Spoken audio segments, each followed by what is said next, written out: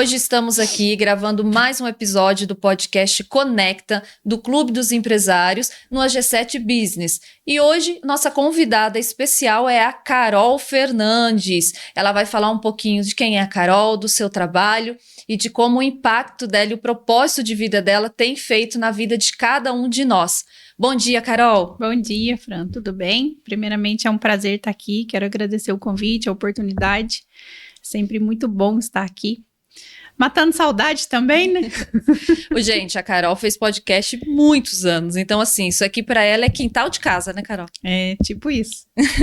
Automaticamente eu cheguei e sentei aí, né, no lugar da entrevistadora. E, na verdade, eu já fiz podcast, Carol, no A gente conheceu aqui, né? Nós nos conhecemos aqui. Olha só, né, às vezes a gente pensa assim, como o mundo é pequeno e as coisas acontecem realmente debaixo da vontade de Deus. Eu conheci a Carol aqui e, através dela, muita coisa na minha vida mudou.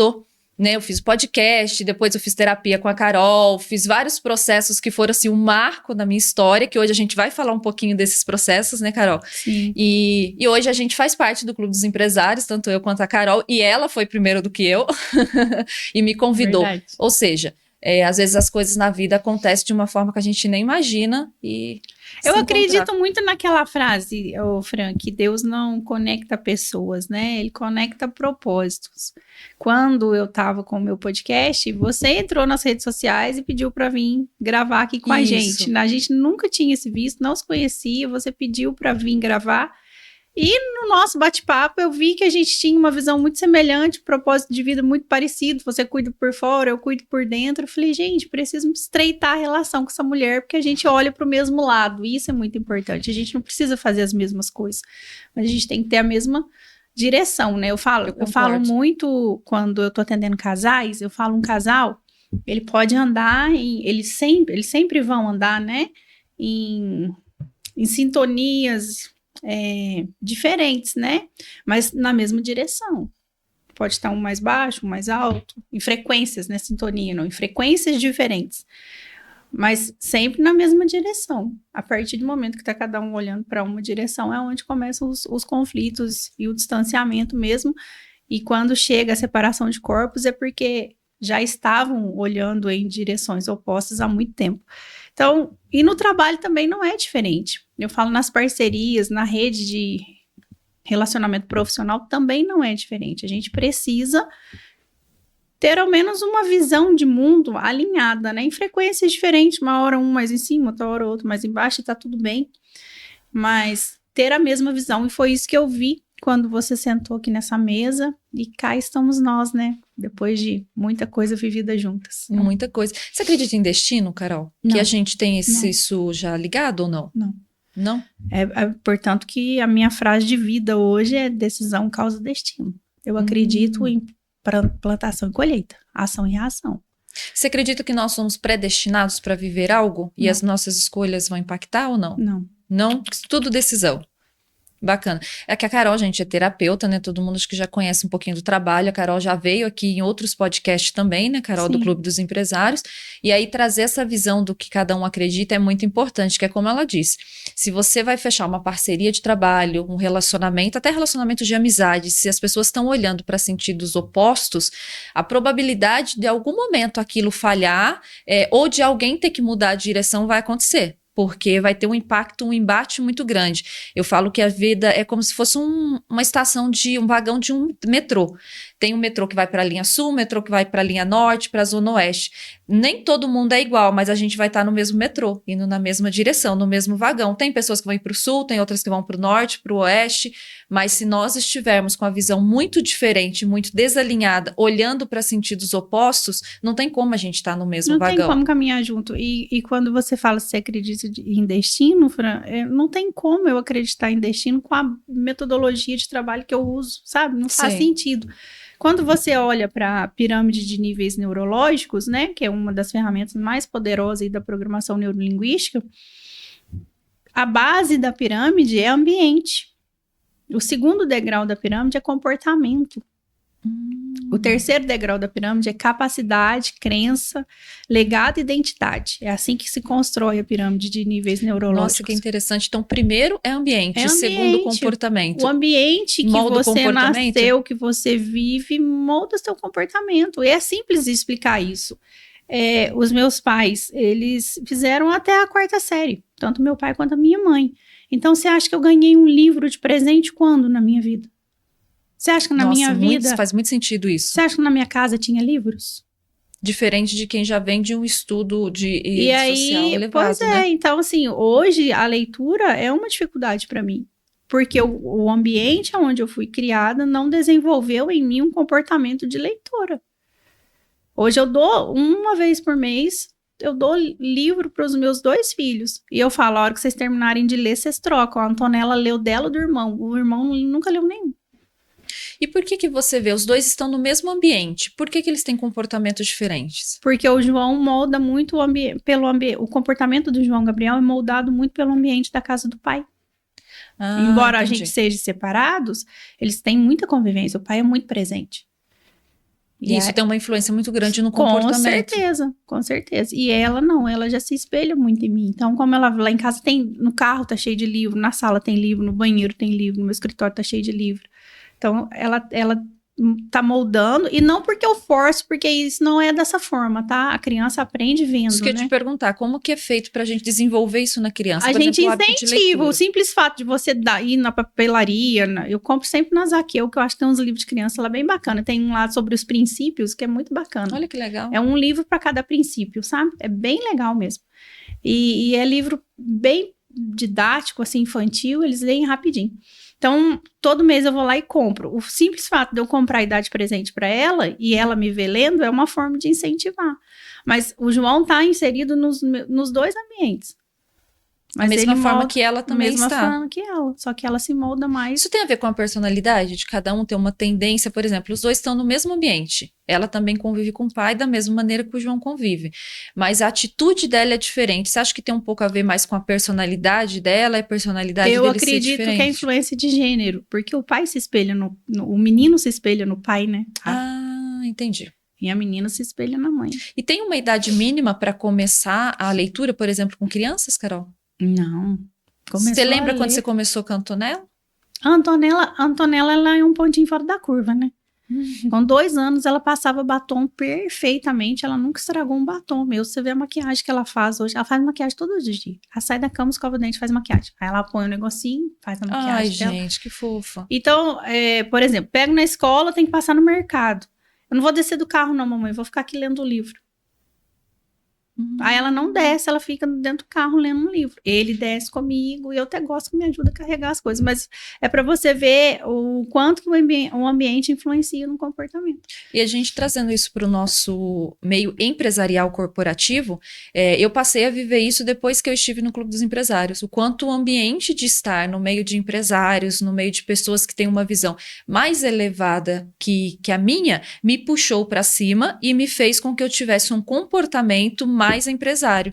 Por quê? Porque às vezes o empresário ele caminhar sozinho, a gente tem uma visão muito limitada do que nós vivemos, das nossas crenças, do que a gente acha que é certo. Quando você passa a conviver com outras pessoas, você abre a visão e às vezes você enxerga o que dá certo, não o que você acha que é certo.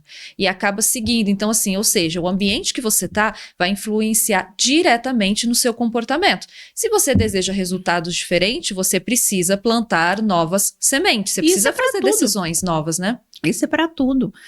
Imagine que você está aí num processo de emagrecimento e a sua turma de amigos, né, sua rede social ali, são pessoas de churrasco todo final de semana, barzinho de quinta a domingo. Você vai emagrecer? Não.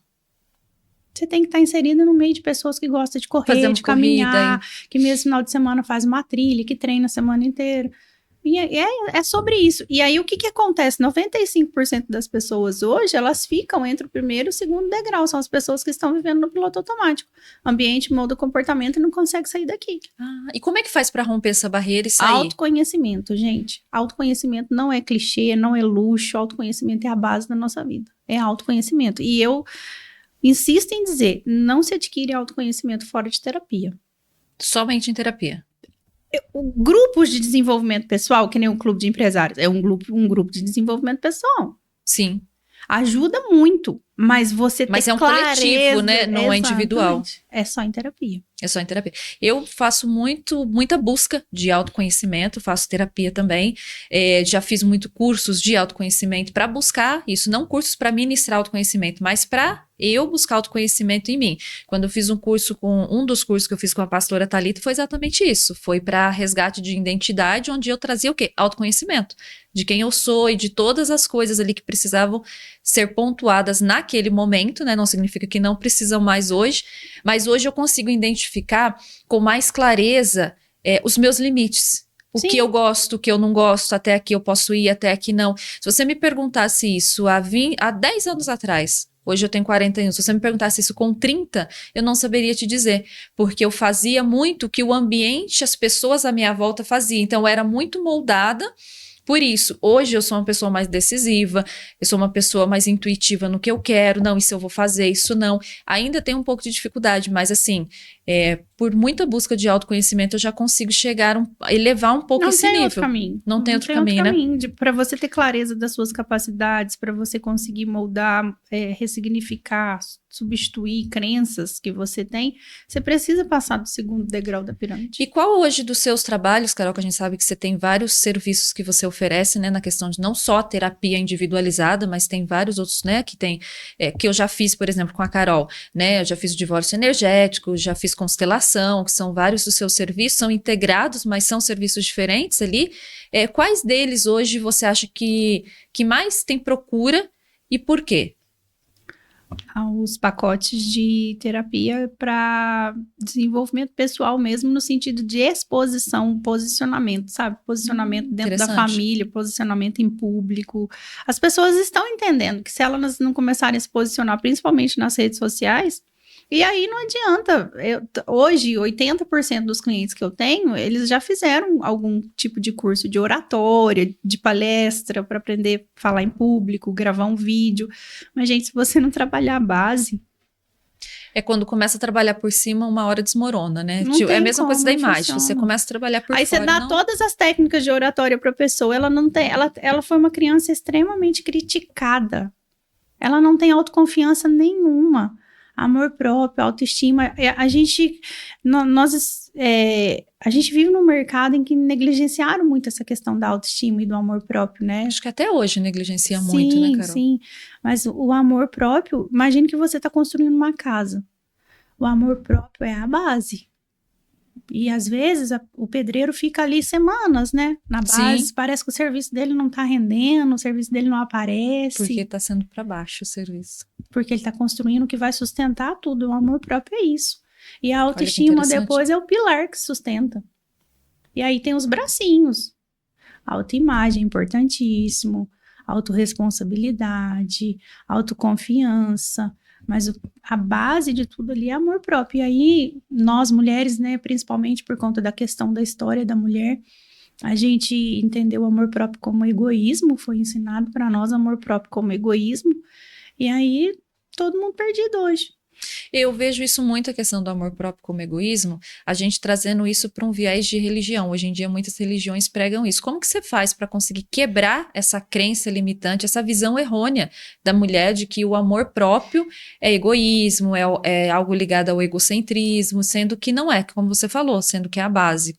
A gente tem algumas crenças limitantes instaladas em nós por conta dos 6 P's. Se você estiver com papel e caneta na mão, anote esses 6 P's. Eu vou anotar, 6 P's. Existem 6 P's que nos bloqueiam, que nos castram, que literalmente podam a gente mesmo. O primeiro são os pais. E aí, gente, aqui, que fique muito claro, não é nada proposital, nem a culpa é do meu pai, não é sobre isso. Porque não é sobre o que acontece, é como a criança filtra aquilo que acontece, né? Então, a gente aprende vendo, não é ouvindo. Então, eu vi meu pai e minha mãe fazendo alguma coisa, eu aprendi através daquele comportamento. Ambiente molda comportamento. E aí, é a maneira que eu filtrei, que eu entendi aquele comportamento, que vai gerar em mim uma crença. Então, o primeiro P que nos bloqueia completamente é o pais, e vai ser assim, eu bloqueio os meus, você bloqueia os seus, e não tem como não trazer algum bloqueio para os nossos filhos, por exemplo, hoje que nós somos pais. Não tem, porque é como eles filtram o que a gente está fazendo. E às vezes a gente faz algo sobre isso. Às vezes a gente faz algo achando que está acertando e não está. Nenhum controle, é como eles filtram aquilo que eles estão vendo. Então, a gente não tem controle nenhum sobre isso. O que a gente pode fazer é, a partir de uma certa idade, olha, o caminho para você desenvolver sua vida é fazer terapia, é autoconhecimento. É o que a gente pode fazer por eles.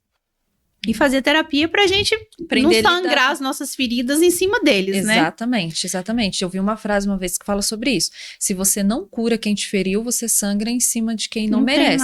Não tem nada a ver. Então, muitas vezes a gente vê relacionamentos de pais e filhos, relacionamentos entre casais, relacionamentos até de amizade mesmo, né? Que as pessoas vão um ferindo o outro. Por quê? Porque elas não se curaram. Quando a pessoa, por exemplo, passa por uma traição, se ela não cura aquela questão da desconfiança, ela vai para um outro relacionamento desconfiando daquela pessoa que não tem nada a ver com a história, né? A pessoa fala, eu nunca mais consigo confiar em ninguém. É porque a ferida não está curada, né, Carol? Exatamente.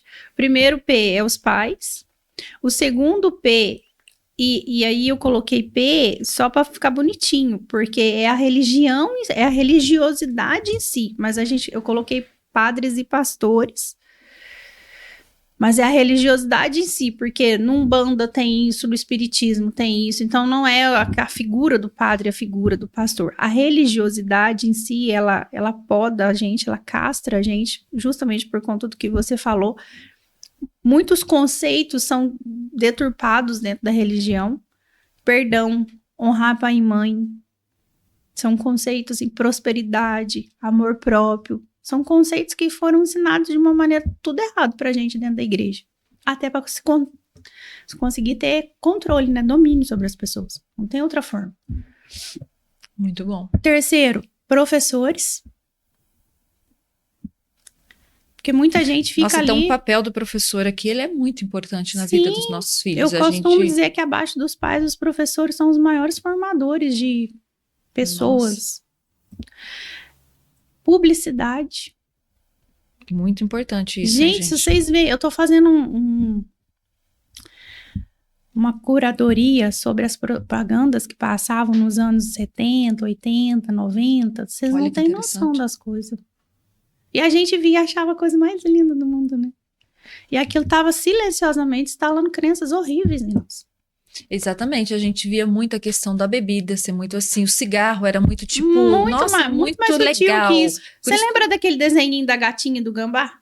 Da gatinha e do gambá. A gatinha corria do gambá, mas o gambá era apaixonado na gatinha, aí ele corria atrás da gatinha, a gatinha falava que não, e ele tava nem aí pro não dela. Não lembro exatamente assim do contexto do desenho. Procuro. Desenho. Passava aí anos 80, 90 esse desenho. A gatinha e o gambá. O gambá era apaixonado na gatinha. A gatinha falava que não queria, mas o gambá corria atrás dela e pegava ela. Gente, abuso. O não da mulher não vale nada. Ela dizer que não quer dizer nada. E hoje em dia até generalizou muito isso. Eu vou dizer não para fazer um jogo emocional, porque ele vai continuar correndo atrás, sendo que o não deveria ser não, né? É o que a Bíblia fala, o sim, sim é sim e o não, não é não. Ponto, não tem o que mudar. Crenças silenciosas sendo instaladas em nós. No meu feed já tem um. Eu vou fazer vários sobre isso, mas no meu feed tem um sobre a Arno, uma propaganda da Arno. O homem vai pro futebol, joga, suja, e a mulher tá lá torcendo a roupa dele, lavando a roupa dela. É pra facilitar a vida dela, né? Porque ele é um cara incrível. Ele vai dar um tanquinho de lavar pra ela. Ele continua indo jogar futebol e ela continua dentro de casa fazendo todas as tarefas da casa. Aí, hoje, nós fomos criadas por essas mulheres. Sim. E aí, hoje, a gente vai na academia e o marido fica em casa lavando louça, a gente se sente culpado. Exatamente, a culpa de que a gente está fazendo algo por nós e ele está fazendo algo pela família, pela casa, lavar uma louça é algo em grupo, né, que vai beneficiar o grupo, traz peso pra gente. São as crenças que foram instaladas em nós. Depois da publicidade, quinto, patrões. Aqui quem manda sou eu, você faz do jeito que eu tô falando. Aí as suas ideias são castradas, seu senso de alto valor vai pro ralo. Lembra, autoestima é o pilar e os raminhos. Alto valor, autopercepção, autoconsciência. E o último, sexto? Preguiça. Por que preguiça? Explica pra gente, que agora eu fiquei curiosa. Preguiça. Preguiça de ter que enfrentar. Porque a gente estava falando sobre o autoconhecimento, né? Eu falo que existem 3 movimentos muito simples que a gente precisa aprender a fazer. O primeiro é: quem sou eu? Com tudo que há em mim. E aí você vai descobrir que você tem umas coisas aí em você que não são tão bonitinhas assim, não. Exatamente. Quando você busca autoconhecimento, você lida com essas coisas. E tá tudo bem. Você foi feita disso também. Entendeu? Ninguém é feito só de luz, né? Tem aquela moça que fala, sou feito de luz e sombras. Nós somos 50% de luz e 50% de sombra. O problema está, e aí entra a minha visão sistêmica, né? Toda vez que você tenta excluir algo ou alguém da sua vida, você gera fraqueza e emaranhado para você. Caramba, olha que interessante isso. Então, se você está tentando excluir seu ex-marido da sua vida, você está tentando excluir seu pai, sua mãe, você está tentando excluir um acontecimento, tipo um abuso, um assassinato, um golpe financeiro, você está atraindo fraqueza e doença física para você, emaranhado. Caramba. Sistêmico para você. Nossa, isso é muito profundo, então. Sim, e aí quando você quer excluir as suas sombras também. Como é que você é feita só de luz? Alecrim dourado que nasceu sem ser semeado? Ninguém é. Exatamente. Então nós somos feitos de luz e de sombra, até porque os nossos defeitos, eles são a sombra das nossas luzes. Caramba, os nossos defeitos são a sombra das É nossas só luzes. você Gente, olhar ó, pro mais seu- uma coisa para vocês anotarem, hein? É só você olhar para suas qualidades e você vai enxergar seus defeitos. A Carol é líder, a Carol organiza, a Carol chega e faz. Gente, mas eu sou extremamente autoritária. Olha, é exatamente quando a gente vê alguém que a gente diz a pessoa, nossa, a pessoa tem algo de liderança dentro dela, é porque tem uma sombra, então assim, toda qualidade nossa tem uma sombra. Interessante pra gente trazer isso como uma autoanálise, entendeu? Uma pessoa super organizada, ele é perfeccionista. Olha que interessante. Já vou começar a pensar nas minhas. Um cara super protetor. Toda mulher precisa de um homem presente, provedor e protetor. Um cara presente e protetor. Gente, ele é possessivo. É só você encontrar o equilíbrio disso. Eu não vou sair por aí mandando em todo mundo. Isso precisa ser trabalhado para a gente encontrar o equilíbrio. Mas é só você olhar para suas maiores qualidades e você vai identificar suas sombras. E não tem como trabalhar isso sem ser terapia, gente. Não tem fórmula mágica, tá? Não tem como você identificou e vou tratar disso sozinho. Isso é fato. Sim. A gente não cuida disso sozinho. E aí você precisa aceitar isso. Primeiro vem a fase da aceitação, né? O primeiro é quem sou eu. O segundo é aceitar isso. Aceitar que você é isso aí. E que tem um monte de coisa aí que não é linda e que você é isso aí. Pronto. E aí, o terceiro é: você vai sustentar a decisão de ser assim sem ficar pedindo permissão para os outros e para você mesmo o tempo todo. Gente, olha, esse podcast hoje tá tão rico de informação. Se você estiver anotando, só aí você ganhou sua semana. Bem isso. Então, seria sustentar a pessoa que eu reconheço que eu sou. É o mais difícil, Fran. Tomar decisão não é difícil. A gente toma, a gente começa. Só que na onde que a gente falha? Na falta de sustentabilidade nas nossas decisões. Exatamente. É sustentar aquela decisão, é sustentar aquela pessoa. Eu quero ser uma pessoa com saúde, com um corpo legal, com disposição. Então eu preciso sustentar esse comportamento. A rotina. E é onde a gente fala sobre a disciplina e a constância. Se Vocês você não querem tem constância... ter uma aula de sustentação de uma pessoa que sabe sustentar isso? Assista o Diabo Veste Prada. O Diabo Veste Prada dá uma aula pra gente. O que a Miranda faz, gente? Ela sustenta. Por que ela é insuportável? Simplesmente porque ela sustenta. Ela sustentou. Tanto que quando o primeiro eu não assisti o segundo ainda, né? Já viu o segundo? Eu ainda não fui no cinema ver. O primeiro fala muito sobre isso. Quando ela perde o segundo casamento dela, passa pelo processo de divórcio e ela tá chorando, e aí a Anne vai lá falar com ela e ela fala, eu lembro dessa cena, uma cena que me marcou bastante. E aí ela rapidinho já limpa os olhos e já começa a falar da agenda dela, e a outra pessoa tá olhando para ela assim, né? Como assim? Ela falou, exatamente, é assim que acontece, eu tenho meus compromissos amanhã. Então ela sustenta aquela posição em que ela nada buscou. de vitimista, nada de vitimista. vitimista. Eu tomei a decisão, por isso que, voltando à primeira pergunta que você fez sobre destino, eu tomei a decisão, agora sou eu que preciso pagar o preço pela decisão que eu tomei, né? E sustentar isso daqui. Gente, olha que riquíssimo isso. Quando eu vim para Pouso Alegre, deixei meu filho em Campanha, foi a fase mais difícil da minha vida. O primeiro ano que eu fiquei aqui sem ele foi o ano mais difícil da minha vida. Mas eu falava, eu não posso voltar. E não posso trazer ele obrigado comigo. A decisão é minha. Ele tem direito de escolher ficar. Quem escolheu vir fui eu. Eu preciso sustentar isso daqui sem ele. Eu não tinha esse conhecimento que eu tenho hoje. Foi mais difícil para você, então? Foi, mas é para você ver que quando você toma a decisão, o vitimismo já precisa sair de você. Você já precisa sair da cadeirinha do vitimismo. No Diabo Veste Prada 2, ela fala isso também. Ela fala, escreve livro sobre mim. Escreve que eu perdi a infância das gêmeas. Escreve tudo que eu passei e precisei abrir mão. Ela sustentou. Ela sustentou. Exatamente. E é isso, essas 3 etapas que a gente precisa aprender a fazer, sabe? Quem sou eu? Garimpar. Acolher as minhas luzes e as minhas sombras. E aí, sustentar essa pessoa. Sustentar essa essência. Sustentar essa identidade. Sem precisar ficar pedindo permissão o tempo todo, internamente e externamente, para eu existir, para eu ser. Muito bom. Carol, com tudo isso que você falou, igual você falou assim, né? Quando você veio para Pouso Alegre, você não tinha o autoconhecimento que você tem hoje, essa riqueza que você carrega dentro e fora, que dá para ver isso externamente em você. Então, eu queria te pedir para você tirar uma frase, ler pra gente o que vai vir, e depois Chacoalha. Eu quero a minha. Chacoalhei, hein? É para você depois. E falar depois, em poucas palavras, quem é a Carol? Quem é você, Carol? Perdoai-vos uns aos outros. Nós falamos sobre perdão aqui, sobre a crença limitante do perdão.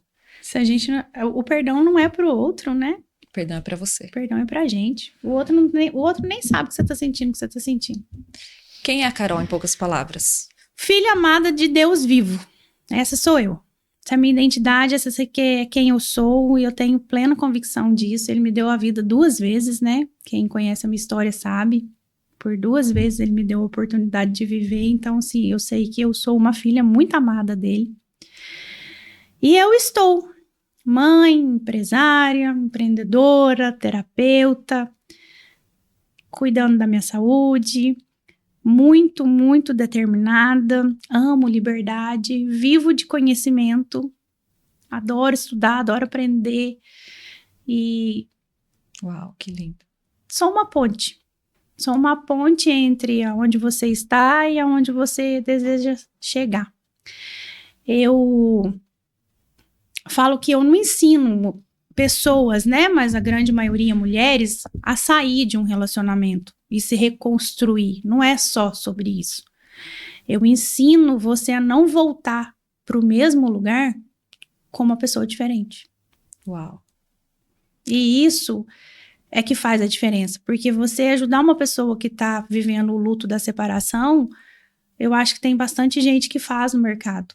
O meu grande diferencial é esse, além de te reconstruir depois que você saiu desse relacionamento, né, ruim, o meu papel é te ensinar a não voltar para o mesmo lugar com outra pessoa. Uau. Gente, essa riqueza de conteúdo que a Carol trouxe pra gente, uma das primeiras pessoas que eu vejo falar quem ela é, de fato, com uma identidade sólida. Por quê? Porque ela tratou a base dela. Então, ela consegue fazer isso. Se você também quer restaurar sua identidade, a gente vai deixar aqui os contatos da Carol no link aqui embaixo, procura por ela, tá? E eu queria te agradecer por você ter acompanhado a gente até aqui. Hoje foi mais um episódio do podcast Conecta, no oferecimento AG7 Business. Carol, muito obrigada pela sua presença e por tudo que você ensinou pra gente hoje. Eu que agradeço a oportunidade de estar aqui. Um grande abraço, pessoal. Um prazer sempre, estou à disposição. E estou à disposição de vocês também. Com certeza, com certeza, eu, Carol, é meu porto seguro, gente, ali, eu tenho que agradecer muito a ela. Muito obrigada. Obrigada. Tchau, tchau. Tchau, tchau.